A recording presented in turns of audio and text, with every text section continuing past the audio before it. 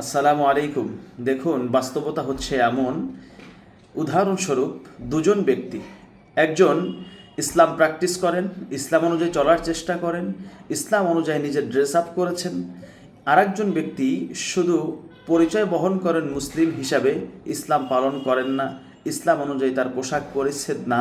এই দুজন ব্যক্তির মধ্যে যিনি ইসলাম ফলো করেন সে যদি সামান্য কোনো অপরাধও করেন, এটা এমনভাবে প্রচার হয় যা দিয়ে পুরো মার্কেট গরম বানিয়ে ফেলা হয়, এবং এটাকে এতভাবে হাইলাইট করা হয় যেন তার জীবনে কোনো ভালো কাজই নাই, তার জন্মই হয়েছে শুধুমাত্র খারাপ কাজের জন্য। অপরদিকে দেখুন, যে শুধু পরিচয় বহন করে মুসলিমের, ইসলাম ফলো করে না, সে যদি এর থেকে আরও বড় বড় ধরনের অপরাধও করে, সেটা সেভাবে প্রচার করা হয় না, সেটা সেভাবে সামনে আনা হয় না। তাহলে এই দুমুখী আচরণ কেন? এই দুমুখী আচরণের জন্য আমাদের সমাজ ব্যবস্থা দায়ী, আমাদের দেশের চিহ্নিত কিছু ইসলাম বিদ্বেষী মিডিয়া দায়ী। এই অবস্থার জন্য আমাদের পার্শ্ববর্তী দেশ ভারত দায়ী।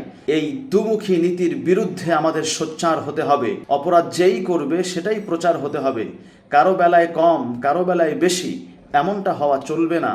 ইসলামকে এখানে পুঁজি করে কোনো ব্যক্তি, কোনো গোষ্ঠী, কোনো স্বার্থান্বেষী মহল যেন তাদের স্বার্থকে চরিতার্থ করতে না পারে, সেদিকে আমাদের বিশেষভাবে খেয়াল রাখতে হবে।